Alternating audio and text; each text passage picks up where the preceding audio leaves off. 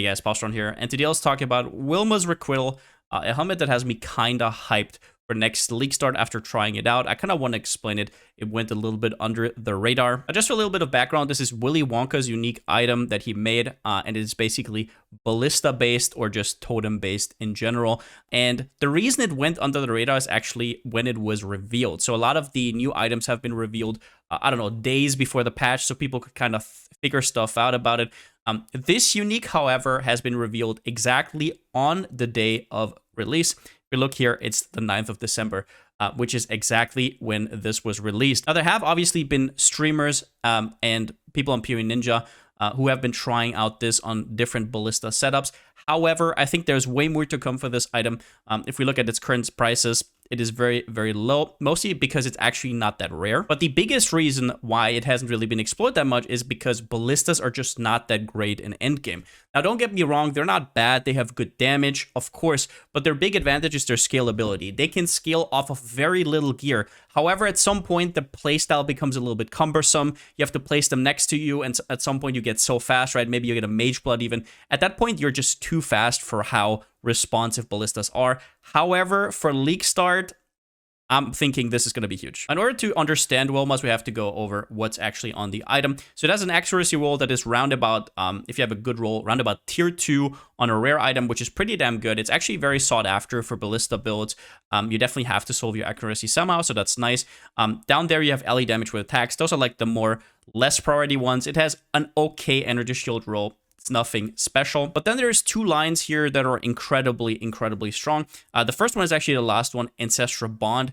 Now, if you don't know, Ancestral Bond is basically this keystone over here. It says you get +1 to maximum number of summoned totems.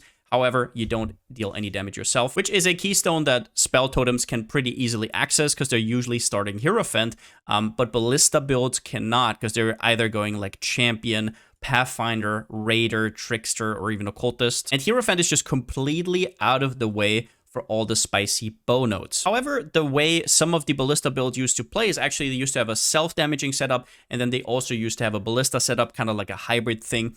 And for those builds, it is not going to be interesting. However, I would argue that those builds are probably going to be phased out by this item alone. But let's quickly talk about that. So we get +1 totem, right? So if we think about how many totems you usually have on a ballista build, it's going to be around about 5 to 6. Palsteron from the future here. One thing I forgot to mention as well is that something that I didn't know at all was that Mirage Archer still deals damage. So some of you might already know that for some weird reason. I did not know that Mirage Archer is technically not you. I knew it because you can't life gain on it and stuff like that.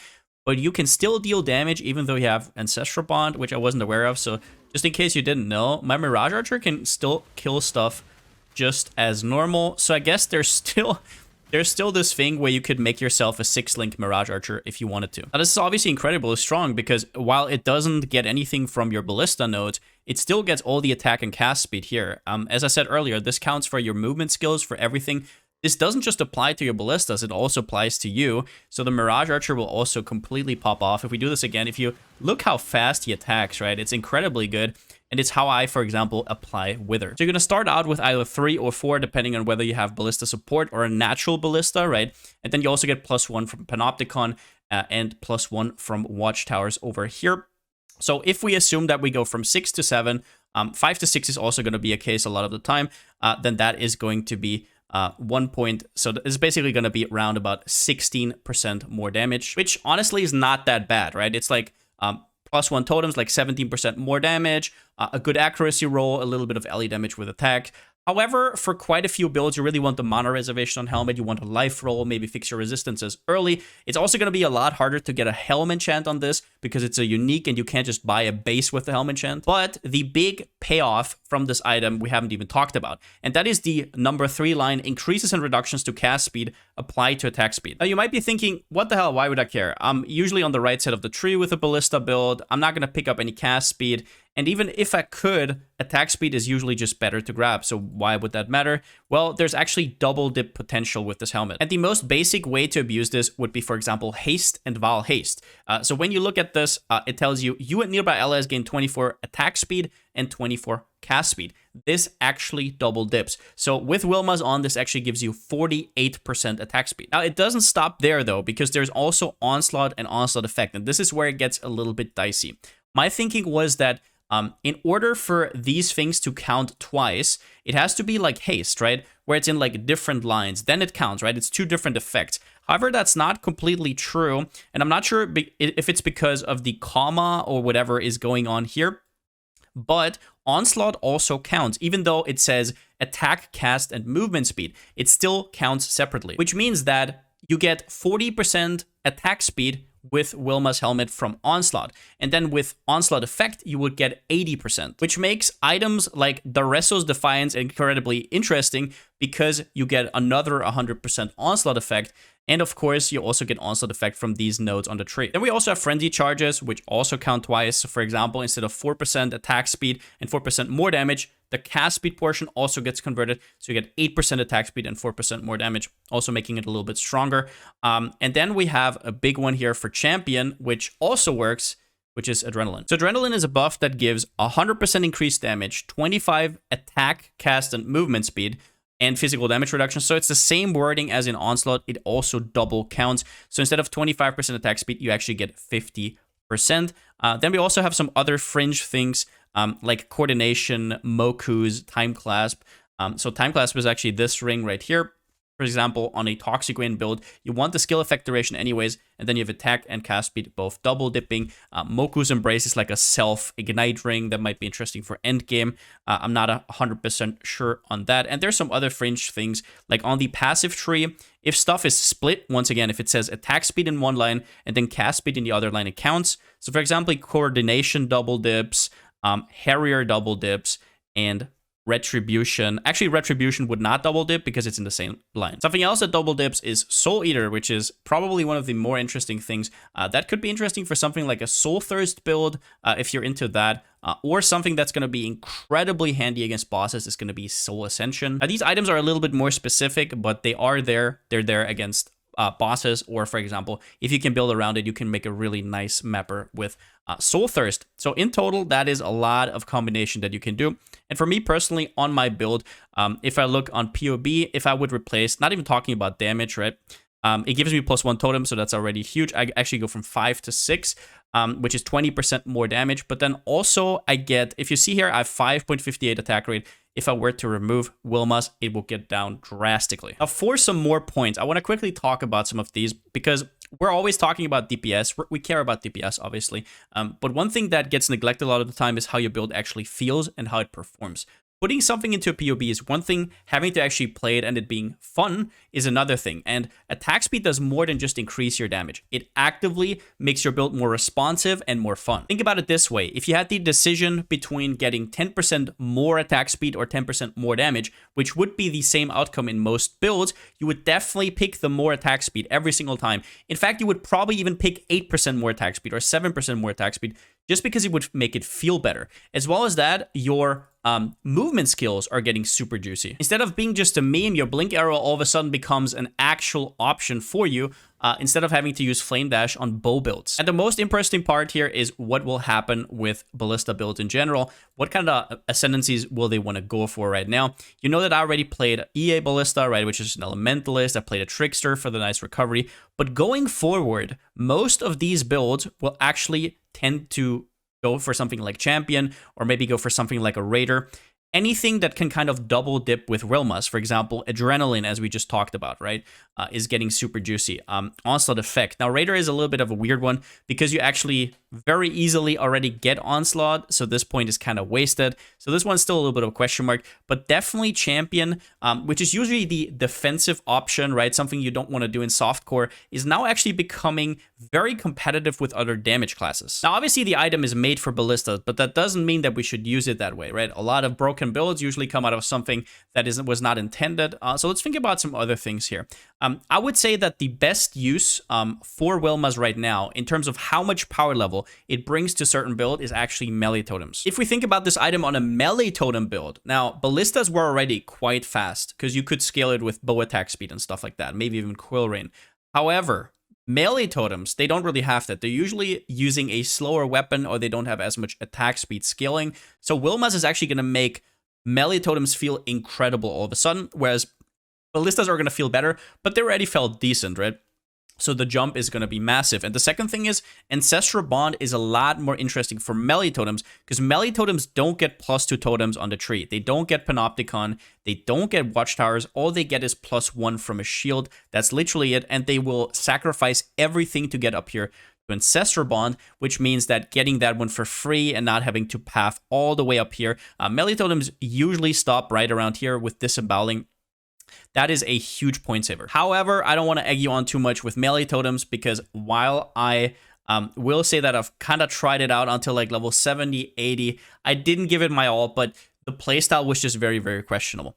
When you have ballistas that you can just place down and they literally off-screen everything, right? You don't even have to think about it. Having to place your totem in the middle of a pack every single time and not off-screening is just very, very cumbersome, especially because don't get me wrong, melee totems don't deal bad damage, actually, especially Ancestral Protector.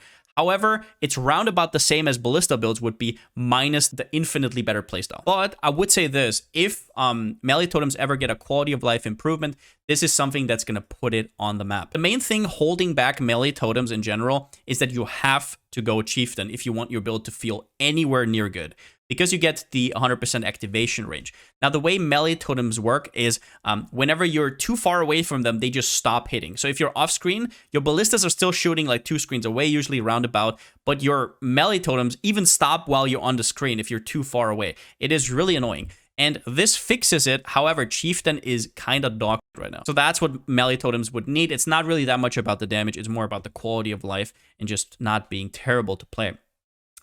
If you want to play this, though, you're definitely going to play it with Wilmas, is what I want to say.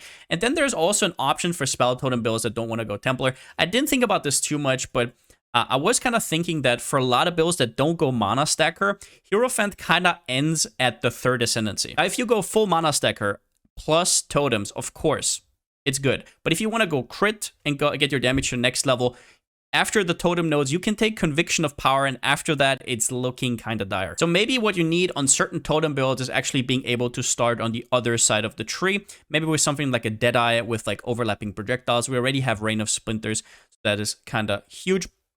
I don't know what it's going to be, but it definitely opens up some possibilities. Palsteron from the future here. A question that you could have is, isn't Wilma's a Sanctum drop? No, it isn't. So this got introduced with the Sanctum League. However, it can be chanced normal. It is a global drop. It can drop anywhere. So even if Forbidden Sanctum is not going to hit the main league, if they're going to be like, nah, we don't want this in the main game, it's still going to be droppable. Now, right now, you might be calling me out. Well, Palsteron, I don't know, dude. This might just be a super, super rare item that everybody wants at Leaguestart, and it's going to be Covenant prices, right? 5, 6 Divines, because it's a tier 1 unique. It actually is not. And we can see this quite easily from how many there are right now. Now, right now, there's 7,363 in the whole league, right? If we look at a tier 1 unique like Covenant, it is kind of different, right? It's like only 5,000, so that is a big jump. However, there's even more to this because in a lot of filters, Wilma's doesn't even show up, which right now is understandable. Wilma's Uncorrupted is at around about 3 Chaos, so most of these like absolute blasters obviously don't want to see this under filter.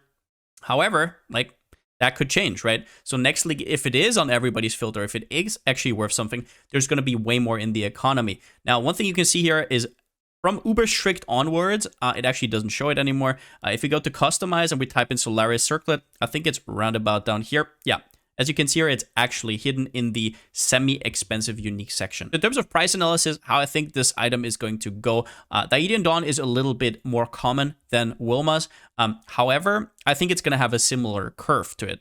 Now, Ballista builds do fall off in endgame at some point, right? Obviously, not really against bosses, but while mapping, once you have a Mage Blood, you have a Headhunter, you want something self-cast, obviously. But I think it will start probably a little bit higher, maybe like 150, 200 Chaos, but that completely depends on the meta. Maybe they even change Rarity. They have done this before, so I don't want to completely take this out of the equation. However, I think it's going to fall down pretty damn quickly. So even if you're somebody who maybe can't afford it on day 1, 2, 3, 4, I think within a week the price is going to be settled down. However, don't quote me. I don't know if it's going to happen. I just think in total, this is just such a powerhouse of an item, and it's kind of underrated. A lot of people have asked me on stream what this item even does. or kind of didn't know that a lot of mechanics actually double dipped. So what is my conclusion on this item? This item is basically a must-have for most ballista builds. It just makes it feel a lot better. You almost double your attack speed on most builds that actually make use of it. You get an extra totem, so more AoE in general. You get an accuracy roll, which is very sought after. For EA, I would probably say it's not that great. We're going to talk about that once the league comes around. For EA, it might be a little bit overkill because you can already reach your attack speed, and you would probably rather get mana reservation efficiency on your helmet. Now, the only potential thing that could hold this back is going to be cost. Now, if you need a certain enchant, for example, this is a problem I have with Artillery Ballista. I'm kind of tinkering with it right now, but one of the biggest things you need is the perpendicular helm enchant to fully take advantage of it. And for that, you need a Wilma's, which you definitely want, and the helm enchant, which you definitely want. And that might cost you quite a bit. You might have to go to TFT, give somebody your item, and wait for the enchant. And it's going to be quite expensive. That can go up to like 10 divines. I don't even know. It depends on how many people are going to play the build. So that is a problem I currently have for sure. For example, the build I'm currently playing doesn't need one, so that's definitely nice.